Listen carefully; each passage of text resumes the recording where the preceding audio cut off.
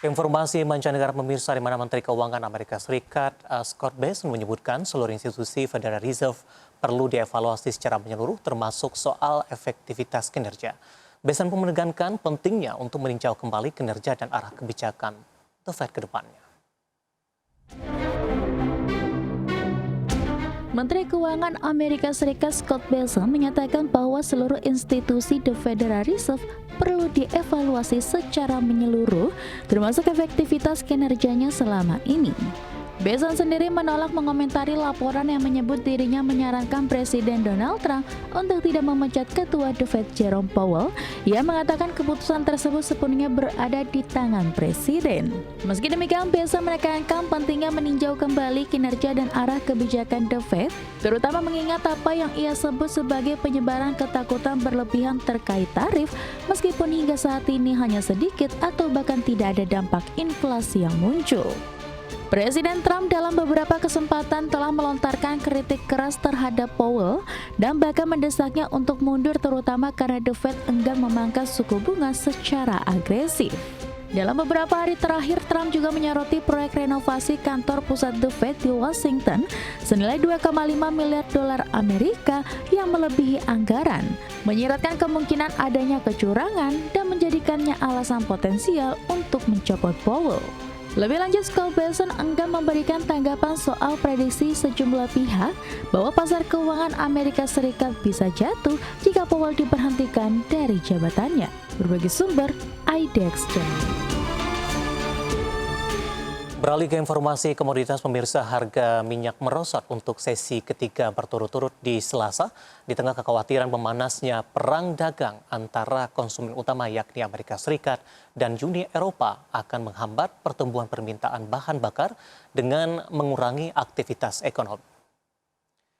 Minyak mentah berjangka Brent ditutup turun di 0,9% menjadi 68,59 dolar Amerika per barrel. Sedangkan minyak mentah berjangka West Texas Intermediate atau WTI melemah di 1,47% menjadi 66,21 dolar Amerika per barrel.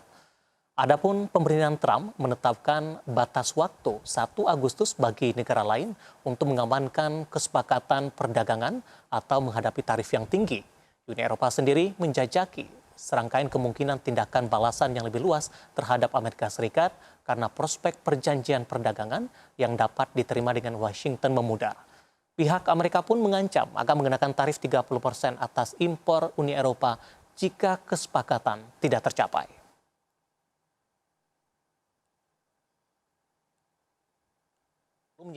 Di mana pemirsa, indeks harga saham gabungan atau IHSG akhirnya melemah usai rally panjang dalam 11 hari perdagangan beruntun. Indeks harga saham gabungan melemah terdampak profit taking saham konglomerasi yang sebelumnya menjadi penopang utama indeks harga saham gabungan. Indeks harga saham gabungan atau IHSG ditutup di zona merah di perdagangan Selasa. Terdampak profit taking setelah rally dalam 11 hari terakhir. Mengutip data Bursa Efek Indonesia via RTI, IHSG ditutup melemah 0,72% atau terpangkas 53,45 poin ke level 7.344,73. Sepanjang perdagangan, IHSG bergerak dari zona hijau ke zona merah dengan level terendah 7.344 dan level tertinggi 7.457. Dari sisi sektoral, sektor infrastruktur menguat sendirian 1,69%. Sementara sektor barang baku melemah dalam 4,36%. Diikuti sektor properti dan real estate koreksi 1,01% dan sektor konsumsi non-primer turun 0,85%. Saham-saham emiten konglomerat yang selama 2 pekan menjadi mesin penggerak utama IHSG mulai kehabisan tenaga dan balik menjadi pemberat kinerja IHSG. Saham grup konglomerasi Prajogo Pangestu menjadi pemberat utama pelemahan IHSG dengan saham PT Barito Pasifik Tbk atau BRPT turun 7,95% di level Rp2.200 per saham dan menyeret pelemahan 11,80 indeks poin.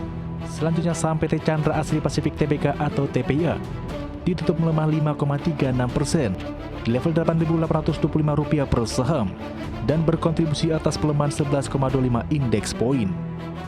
Melengkapi 5 besar penekan utama kinerja IHSG ada saham PT Aneka Tambang Tbk atau ANTM ditutup melemah 7,21% di level Rp2.960 per saham.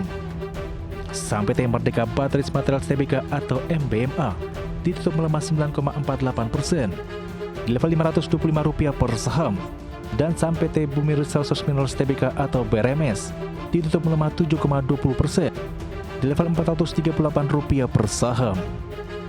Diketahui sebelum mengalami pelemahan di Selasa, IHSG secara kumulatif menguat secara terus-menerus selama 11 hari perdagangan beruntun, dengan indeks tercatat mampu menguat 7,76%. Dari dalam negeri, sentimen datang dari rilis Bank Indonesia yang merilis data uang beredar dalam arti luas atau M2 di Juni 2025 mencapai Rp9.597,7 triliun atau tumbuh 6,5% year on year. Hingga dari Asia, sikap Bank Sentral Cina yang mempertahankan suku bunga di tengah sinyal perlambatan ekonomi. Berbagai sumber untuk IT Action. Dan selanjutnya dari pergerakan bursa global, pemirsa, di pada bursa Wall Street berakhir bervariasi di perdagangan Selasa waktu setempat dengan S&P 500 mencatatkan rekor penutupan tertinggi, di mana menyusul penurunan tajam saham General Motors dan lonjakan Tesla ketika investor fokus pada laporan kuartalan terbaru dan tanda-tanda kemajuan dalam diskusi perdagangan Amerika Serikat. Pada perdagangan Selasa, indeks S&P 500 ditutup naik di 0,06% menjadi 6.309. Indeks Nasdaq Composite turun di 0,39% ke level 20.892 dan indeks Dow Jones Industrial Average menguat di 0,4% ke level 44.502. Langsung saja kita ke bursa saham Eropa. Updatean terakhir melemah pada perdagangan Selasa waktu setempat dengan saham Jerman mencatatkan penurunan satu hari terbesar dalam 2 bulan terakhir karena serangkaian laporan korporasi yang mengecewakan dan meredupnya prospek kesepakatan perdagangan Amerika Serikat Uni Eropa membebani sentimen. Indeks DAX Jerman turun di 1,09% ke level 24.041. Indeks CAC Perancis turun di 0,69% ke level 7.744, sedangkan FTSE 100 Inggris menguat di 0,12% ke posisi 9.023.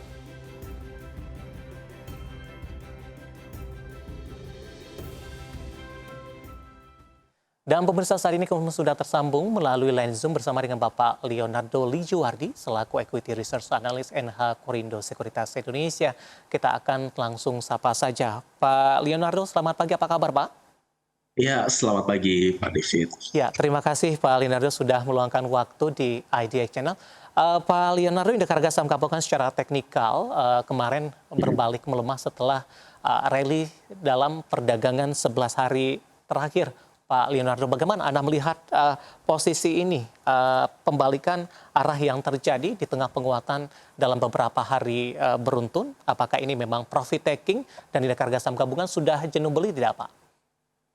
Oke, kalau saya rasa saya memang setuju ya, dikarenakan mungkin nampaknya investor itu mulai profit taking, dan kalau kita lihat salah satu bobot besar di IHSG kemarin itu adalah sebenarnya DCI, namun karena disuspend dan nampaknya saya rasa memang dan belum bisa berhasil break jadi 7.400, jadi saya rasa memang ini nampaknya pelaku pasar cenderung untuk lebih ke profit taking, seperti itu saya rasa, Pak David. Baik, Anda melihat untuk arah pergerakan hari ini, ada potensi pembalikan arah ke penguatan atau tekanan masih akan terus berlanjut tapi sudah terbatas? Oke, saya rasa memang untuk posisi saat ini selanjutnya IHSG mungkin akan menguji level 7.200 terlebih dahulu ya. Menurut saya seperti itu, dikarenakan kalau kita lihat memang candle-nya cukup solid ya kemarin itu ketika dia tidak bisa berhasil bertahan 7.400. Seperti itu saya rasa, Pak David. Baik, Pak Leonardo, kemarin indeks harga saham gabungan berbalik arah ketika dorongan dari sektor teknologi menurun ini. Bahkan mungkin dengan di suspend yang untuk DCI sementara ini dorongan terhadap teknologi juga minim, dan kebetulan juga beberapa saham lainnya, Wi-Fi, MTech, kemudian juga ada Buka, justru juga terdampak aksi profit taking. Bagaimana Anda melihat perubahan dari sisi rotasi ini? Apakah memang dorongan dari DCI sangat besar sekali sehingga ketika disuspend kontributor dari teknologi jauh mengalami pengurangan?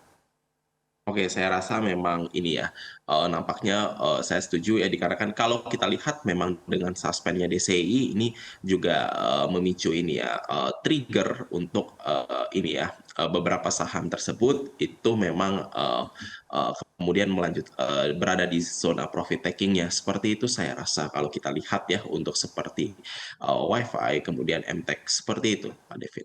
Analisis dan rekomendasinya Pak, di tengah pembalikan arah dari beberapa saham teknologi, kita boleh ke Wi-Fi Pak, ditutup Oke. 28.30 pada peregang kemarin, peluang untuk hari ini? Oke, kalau untuk Wi-Fi, nampaknya kalau kita lihat itu jika memang berhasil bertahan di angka 2.750 hingga 2.800, sebenarnya boleh coba dilakukan buy on weakness ya, seperti itu ya. Dengan posisi penguatan yang sudah sangat signifikan oleh Wi-Fi, kemudian kemarin mengalami koreksi yang cukup dalam, tren bullishnya masih terjaga tidak Pak untuk Wi-Fi?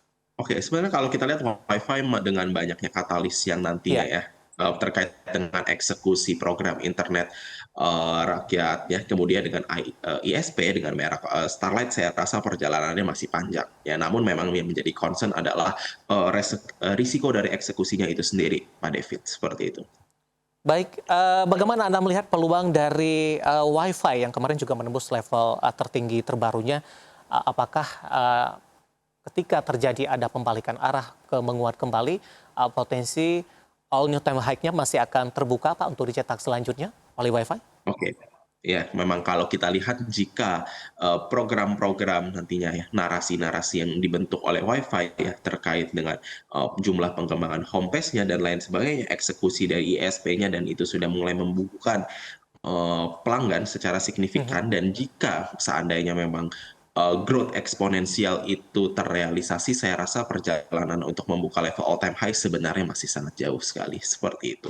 Baik, yang cukup menarik terkait juga dengan saham-saham di sektor teknologi Pak, ketika dari beberapa saham lainnya sudah melaju cukup kencang, tapi Goto tampaknya tidak bergerak kemana-mana. Ketika euforia sektor teknologi memimpin penguatan dalam beberapa hari terakhir dan kemarin terhenti, kontribusi dan pergerakan dari saham Goto tidak kemana-mana, bahkan masih bertahan di bawah level 60-an. Analisis dan rekomendasi Anda untuk Goto? Oh, Oke, kalau Goto memang saya rasa memang sebenarnya jika di bawah harga 60 sebenarnya sangat atraktif ya untuk lebih ke arah swing trade seperti itu ya. Mungkin dengan stop loss batasi di 55 ya, seperti itu ya. Namun memang kalau Goto itu sangat butuh waktu sekali ya untuk kembali. Ya, untuk kembali sebenarnya jika Goto itu bisa break level 59, Iya. itu sebenarnya sudah mulai menarik lagi sebenarnya. Seperti itu kalau untuk Goto. Baik, Secara ketika teknikal. tembus kembali ke level 59, buy on breakout di sana atau seperti apa rekomendasinya Pak? Boleh coba buy on breakout ya, mungkin dengan target pertama itu di area 63 ya, selanjutnya mungkin di area 64 dan 68, seperti itu kalau untuk Goto. Baik, selain dari kurangnya dorongan dari sektor teknologi di perdagangan hari sebelumnya, infrastruktur yang biasanya juga menduduki peringkat kedua dari sisi sektoral kemarin juga kurang memberikan kontribusi, sehingga indeks harga saham gabungan pembalikan arah melemahnya cukup dalam Pak. Saham-saham grup Prayogo Pangestu sebenarnya kemarin lebih cenderung bergerak mix. Beberapa sahamnya ada CDIA masih melaju Pak, auto reject atas, kemudian Brand kemarin juga masih menguat meskipun penguatannya juga terbatas di penutupan sesi kedua, tapi BRPT, Cuan dan PTRO justru mengalami koreksi yang cukup dalam.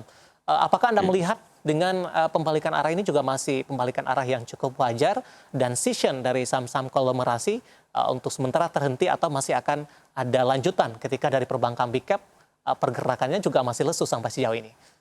Oke, kalau kita lihat memang dari grup Barito itu sendiri, saya rasa memang ini ya, karena memang naiknya terlalu spike-nya sangat cepat sekali, dan oleh karena itu butuh konsolidasi dulu. Saya rasa memang mungkin akan rotasi, mungkin ke konglomerasi lain seperti Saratoga Group ataupun Ya. dengan Salim dan Bakri ya, seperti Dewa, BRMS dan Bumi. Saya rasa memang mungkin akan rotasi ke sana terlebih dahulu ya, seperti itu sembari menunggu zona konsolidasi yang baru terbentuk oleh saham-saham dari grup Barito seperti itu. Karena memang kalau kita lihat kenaikannya cukup signifikan dan memang nampaknya memang dibutuhkan pullback yang sehat dan konsolidasi yang sehat terlebih dahulu, Pak David. Baik, sebelum kita jeda Pak, singkat saja analisis dan rekomendasinya untuk CDIA. CDIA hari ini suspend ya, kebetulan kalau tidak Iya, salah. betul. Oke.